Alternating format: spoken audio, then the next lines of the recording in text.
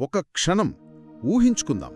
కన్నుచూపు మేరలో ఎడారి, కాళ్ల కింద కాల్తున్న ఇసుక, ఒంటరిగా అలసిపోయి నడుస్తున్న ఒక వ్యక్తి. ఆ వ్యక్తి మనమే అయితే. ఊహించుకుంటేనే భయంగా ఉంది. అవును. ఇల్లు, అయినవాళ్లు అన్నీ వదిలేసి ఎక్కడికి వెళ్తున్నామో తెలియకుండా పారిపోతుంటే ఆ గుండెలో ఎన్ని ప్రశ్నలు? నా భవిష్యత్తేంటి? దేవుడు నాతో ఉన్నాడా అనిపిస్తుంది కదా. ఖచ్చితంగా. ప్రస్తుతం యాకోబు పరిస్థితి సరిగ్గా అదే. అన్న ఏసావు నుండి ప్రాణభయంతో పారిపోతున్నాడు. ఒంటరితనం, అపరాధభావం అన్నీ అతని చుట్టుముట్టాయి. అలాంటి స్థితిలో ఉన్నాడు. కాని అతనిప్పుడు కనుగొనబోయేది కేవలం నీళ్లకోసం ఒక బావిని కాదు, తన జీవితాన్నే మార్చేసే ఒక ప్రేమను, ఊహించని ఒక అద్భుతాన్ని. తనను సరిదిద్దే ఒక సవాలును కూడా కలుసుకోబోతున్నాడు. అవును. ఇక్కడే ఒక ఆసక్తికరమైన ప్రశ్న. తండ్రిని మోసం చేసిన యాకోబు ఇప్పుడు తన మామ చేతిలోనే ఎలా మోసపోబోతున్నాడు? ఒక బరువైన రాయిని కదిలించిన ఆ బలం వెనుకున్న రహస్యమేంటి? ఈ కథలో దేవుని ప్రేమ ఎక్కడ దాగుంది? ఈ ప్రశ్నలకు సమాధానం వెతకడమే ఈరోజు మన ఉద్దేశ్యం. అవును. ఈరోజు ఆదికాండము 29వ అధ్యాయంలోకి ఒక లోతైన ప్రయాణం చేద్దాం. భయంతో మొదలైన ఒక ప్రయాణం దేవుని నమ్మకత్వాన్ని ఎలా రుచి చూసిందో కలిసి చూద్దాం. నిజమే. మనం మునుపటి అధ్యాయంలో అంటే 28వ అధ్యాయంలో ఏం జరిగిందో ఒకసారి గుర్తు చేసుకుంటే ఈ ప్రయాణంలోని అద్భుతం మనకు మరింత స్పష్టంగా అర్థమవుతుంది. అవును. బేతేలులో కదా? అవును. యాకోబు భయంతో పారిపోతుండగా బేతేలు అనే చోట దేవుడతనికి కలలో కనిపించి ఒక మాట ఇచ్చాడు. నేను నీకు తోడయుందును, నిన్ను కాపాడుతాను. సరిగ్గా ఆ ఒక్క వాగ్దానం చాలు. అది యాకోబు గుండెల్లో ఒక కొత్త ధైర్యాన్ని నింపింది. అతని నడకను మార్చేసింది. జీవితంలోనే అత్యంత గందరగోళ క్షణాల్లో కూడా దేవుని ప్రణాళిక ఎంత అద్భుతంగా పనిచేస్తుందో ఈ అధ్యాయం మన కళ్లకు కట్టినట్టు చూపిస్తుంది. అవును. ఆ వాగ్దానం తర్వాత యాకోబు నడకే మారిపోయింది. మొదటి వచనం చూస్తే, అప్పుడు యాకోబు ప్రయాణమై తూర్పు జనుల దేశమునకు వచ్చెను అని ఉంది కదా. దీని హీబ్రూ మూలంలో చూస్తే చాలా అందంగా ఉంటుంది. వైసా యాకోబు రాగ్లావు అంటే యాకోబు తన కాళ్లను పైకెత్తెను. వా, ఎంత బావుంది! ఇది మామూలు నడక కాదు. ఏదో భారం దిగిపోయి తేలికైన హృదయంతో ఉత్సాహంగా అడుగులు వేస్తున్నట్టు ఉంది. బేతేలుకు ముందు యాకోబు కాళ్లు భయంతో నేలకంటుకుపోయాయి. కరెక్ట్. బేతేలు తర్వాత దేవుని వాగ్దానంతో అతని కాళ్లు రెక్కలు తొడిగినట్టు తేలికగా పైకి లేచాయన్నమాట. ఎంత మంచి పోలిక! ఆ ఉత్సాహంతో నడుస్తూ వెళ్తుంటే అతనికి పొలంలో ఒక బావి కనబడింది. ఆ బావి మీద ఒక గొప్ప రాయి ఉంది. అంటే చాలా పెద్ద బరువైన రాయి. దాని చుట్టూ గొర్రెల మందలు నీళ్లకోసం ఎదురుచూస్తున్నాయి. అవును, 3 మందలు. కాపరులు కూడా అక్కడే ఉన్నారు. కాని వాళ్లేమీ పనిచేయడం లేదు, ఖాళీగా కూర్చున్నారు. అదే నాకు వింతగా అనిపించింది. దాహంతో ఉన్న గొర్రెలున్నాయి, తాగడానికి నీళ్లున్న బావి ఉంది, నీళ్లు పెట్టాల్సిన కాపరులు ఉన్నారు. కాని మధ్యలో ఒక పెద్ద అడ్డంకి, ఆ రాయి. అవును. వాళ్లందరూ ఉన్నా దాన్ని కదల్చలేకపోతున్నారు. ఎందుకు? యాకోబు వాళ్లను అదే అడిగాడు. సోదరులారా, మీరెక్కడ నుండి వచ్చారు అని పలకరిస్తే వాళ్ళు, మేము హారాను నుండి వచ్చామన్నారు. వెంటనే లాబాను గురించి అడిగాడు. అవును. లాబాను మీకు తెలుసా అని అడిగితే, తెలుసు, అతను క్షేమంగా ఉన్నాడు. అదిగో అతని కుమార్తె రాహేలు గొర్రెలతో వస్తోంది అని చెప్పారు. అప్పుడు యాకోబు వాళ్లకొక సలహా ఇస్తున్నాడు. ఇంకా పగలు చాలా ఉంది కదా, గొర్రెలకు నీళ్లు పెట్టి మళ్లీ మేతకు తీసుకువెళ్ళండి అని. దానికి వాళ్లు చెప్పిన సమాధానంలోనే అసలు సమస్య ఏంటో మనకు తెలుస్తోంది. కాపరులందరూ గుమికూడితేనే గాని మేము ఆ రాయిని దొర్లించలేము అన్నారు. ఓ, అదా సంగతి. అంటే ఆ రాయిని కదల్చడం ఒకరిద్దరి వల్ల అయ్యే పని కాదు, అందరి బలం కావాలి. అవును. అందుకే వాళ్లు మిగతా కాపర్ల కోసం నిస్సహాయంగా ఎదురుచూస్తున్నారు. ఈ దృశ్యం ఆలోచిస్తుంటే మన జీవితాల్లోని కొన్ని పరిస్థితులకు అద్దం పడుతున్నట్టు అనిపించడం లేదు? నిజమే. పరిష్కారం కళ్ల ముందే ఉంటుంది, కాని దాన్ని అందుకోలేని ఒక నిస్సహాయ స్థితి, ఏదో ఒక పెద్ద బండరాయి అడ్డుగా ఉన్నట్టు. ఖచ్చితంగా. నిజానికి ఈ సీన్లో ఒక లోతైన ఆధ్యాత్మిక అర్థం కూడా ఉంది. ఆ కాపర్లను మనం ధర్మశాస్త్రానికి ఒక ప్రతీకగా చూడవచ్చు. ధర్మశాస్త్రానికా? అవును. ధర్మశాస్త్రం మనకు దేవుని నీతిని, జీవజలాన్ని చూపిస్తోంది. ఇదిగో ఇక్కడే జీవముంది అని దారి చూపిస్తోంది. కాని మన పాపం, మన బలహీనత అనే ఆ గొప్ప రాయిని అది తొలగించలేదు. అందుకే ఆ కాపర్లాగే నిస్సహాయంగా ఎదురుచూడటం తప్ప ఏమీ చేయలేకపోతున్నాం. సరిగ్గా. అలాంటి నిస్సహాయ స్థితిలోనే గదా కొన్నిసార్లు ఊహించిన మలుపులొస్తాయి. యాకోబు రాక సరిగ్గా ఆ క్షణంలోనే జరిగింది. అవును. అతను హారాను గురించి అడగటం, వాళ్ళు లాబాను గురించి చెప్పటం, అతను మాట్లాడుతుండగానే రాహేల్ అక్కడికి రావటం, ఇదంతా చూస్తుంటే యాదృచ్ఛికంగా లేదు. అసలు యాదృచ్ఛికం కాదు. దీనినే మనం దైవ సంకల్పం లేదా డివైన్ ప్రావిడెన్స్ అంటాం. అంటే దేవుని ఏర్పాటు. అవును. కీర్తన 37:23లో దావీదు అంటాడు, ఒకని నడత యెహోవా చేత స్థిరపరచబడును. అవును. యాకోబు తన ప్రయాణాన్ని మొదలుపెట్టాడు.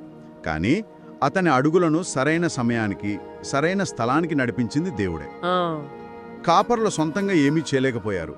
కానీ సహాయం సరైన సమయానికి వచ్చింది, ఆ గొప్ప కాపరి రూపంలో. ఆ గొప్ప కాపరి ఎలా వస్తాడో యాకోబు జీవితంలో ఇప్పుడు మనం చూడబోతున్నాం. వాళ్ళు మాట్లాడుకుంటుండగానే రాహేలు వచ్చింది. రాహేల్ అనే పేరుకర్థం ఆడుగొర్రాట కదా. అవును, ఈడబ్ల్యూఈ. ఆమె కూడా ఒక గొర్రెల కాపరి. ఇప్పుడు 10వ వచనంలో ఒక అద్భుతం జరిగింది. తన మేనమామ కుమార్తె అయిన రాహేలును, ఆ గొర్రెలను చూడగానే యాకోబు ముందుకు వెళ్లి బావి మీద ఉన్న ఆ రాయిని దొర్లించాడు. 10 మండైనా కదల్చలేని ఆ బరువైన రాయిని ఒంటరిగా 100 మైళ్లు ప్రయాణం చేసి అలసిపోయి వచ్చిన యాకోబు ఒక్కడే దొర్లించాడు. ఈ బలం ఎక్కడి నుండొచ్చింది? ఇది కేవలం శారీరక బలం కాదు, అంతకంటే చాలా ఎక్కువ. మరి ఇది ప్రేమ నుండి, దేవుని వాగ్దానం తన కళ్ల ముందే నెరవేరుతోందన్న నమ్మకం నుండి పుట్టిన బలం. ఆ క్షణంలో యాకోబు కేవలం రాహేలుని చూడలేదు, దేవుని నమ్మకత్వాన్ని చూశాడు. బేతేలులో దేవుడిచ్చిన వాగ్దానం నిజమవుతున్న క్షణాన్ని చూశాడు. సరిగ్గా ఆ దర్శనమే అతనికి అద్భుతమైన బలాన్నిచ్చింది. నిజానికి క్రైస్తవ పితరులు ఈ సంఘటనలో ఒక అద్భుతమైన క్రీస్తు స్వరూపాన్ని చూశారు. అంటే యాకోబు చర్యలో క్రీస్తుకు సంబంధించిన ఛాయలున్నాయంటారా? అదెలా? అవును. యాకోబు ఆ గొప్ప రాయిని దొర్లించటం, యేసుక్రీస్తు మరణమనే అడ్డంకిని పులగించి సమాధి రాయిని గెలిచి పునరుత్థానుడుగా లేవడానికి ఒక ప్రతీక.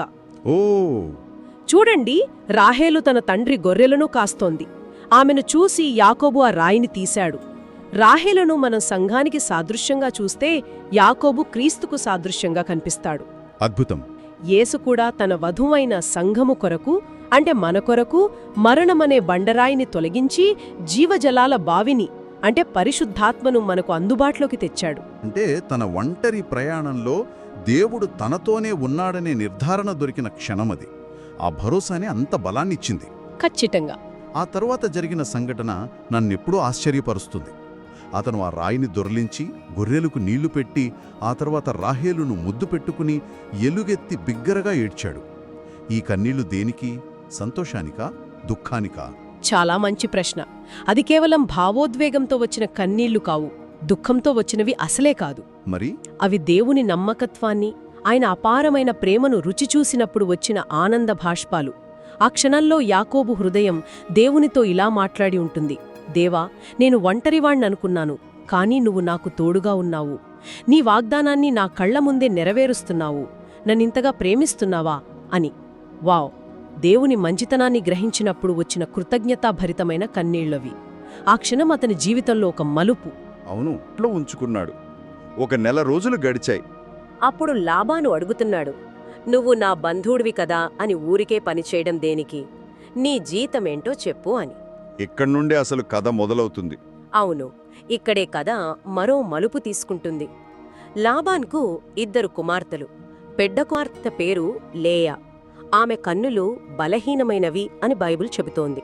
చిన్న కుమార్తె రాహేలు రూపవతి, సుందరి. యాకోబు మొదటి చూపులోనే రాహేలును ప్రేమించాడు. అందుకే అతను లాబానుతో ఒక ఒప్పందం చేసుకున్నాడు. నీ చిన్న కుమార్తె అయిన రాహేలు కోసము నీకు 7 సంవత్సరములు కొలువు చేసేదను అన్నాడు. ఒక్క నిమిషం. 7 సంవత్సరాలు? ఒక అమ్మాయి కోసం 7 సంవత్సరాలు జీతం లేకుండా పనిచేయడమంటే ఇది చాలా పెద్ద విషయం. అవును. అత్యంత అందమైన వచనాలలో ఒకటి మనం చూస్తాం. అవును. ఆ వచనం ఇది: కాబట్టి యాకోబు రాహేలు కోసము 7 సంవత్సరములు కొలువు చేసెను. అతడు ఆమెను ప్రేమించుట వలన అవి అతనికి కొద్ది దినముల వలె ఉండెను. ఈ ఒక్క వచనం ప్రేమకున్న శక్తిని ఎంత అద్భుతంగా వివరిస్తుందో కదా. నిజమే. నిజమైన ప్రేమ ఉన్నప్పుడు కష్టం కష్టంగా అనిపించదు, భారం భారంగా ఉండదు, సమయమే తెలియదు. 7 ఏళ్ల కఠినమైన శ్రమ అంటే దాదాపు 2555 రోజులు అతనికి కొన్ని రోజులలా గడిచిపోయాయంటే యాకోబు ప్రేమ ఎంత తీవ్రమైనదో మనం అర్థం చేసుకోవచ్చు. ఇది మనకు కూడా ఒక పాఠం లాంటిది. అంటే దేవుని సేవ చేయడం మనకు కొన్నిసార్లు బరువుగా, భారంగా అనిపిస్తుందా?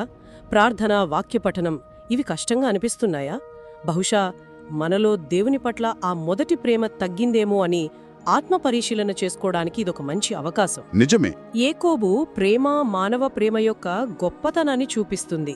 కానీ దైవిక ప్రేమ దీనికంటే ఎన్నో రెట్లు ఉన్నతమైనది. యాకోబు ఒక స్త్రీని సంపాదించుకోవడానికి 7 ఏళ్లు కష్టపడ్డాడు. కానీ యేసుక్రీస్తు తన సంఘాన్ని, అంటే మనల్ని సంపాదించుకోవడానికి 7 ఏళ్లు కాదు, తన ప్రాణాన్నే సిలువపై అర్పించాడు. దీన్నే నిబంధన విశ్వాస్యత అంటాం.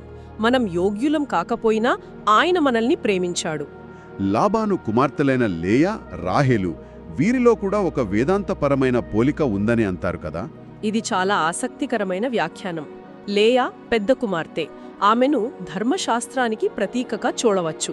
ధర్మశాస్త్రం మన పాపాన్ని చూపిస్తుంది, కాని మనల్ని రక్షించలేదు. అలాగే రాహేలు చిన్న కుమార్తె, అందమైనది, యాకోబు ప్రేమించింది. ఆమె కృపకు సాదృశ్యం. కృప మనల్ని రక్షిస్తుంది, మనల్ని అందంగా మారుస్తుంది.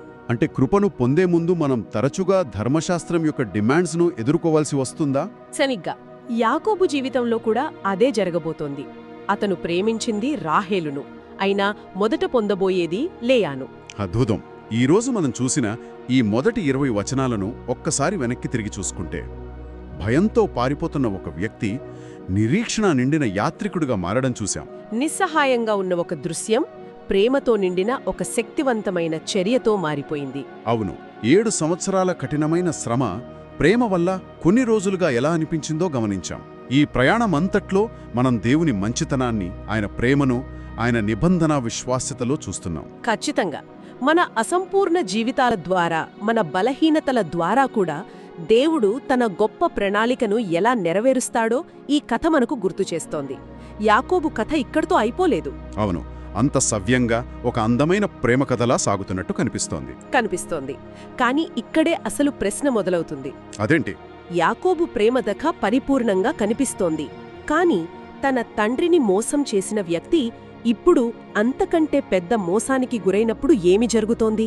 అద్భుతమైన బలంతో నిండిన క్షణాలలోనే కాకుండా తీవ్రమైన ద్రోహం, నిరాశ సూలుకున్నప్పుడు ఆ క్షణాలలో దేవుని ప్రణాళిక ఎలా బయటపడుతోంది?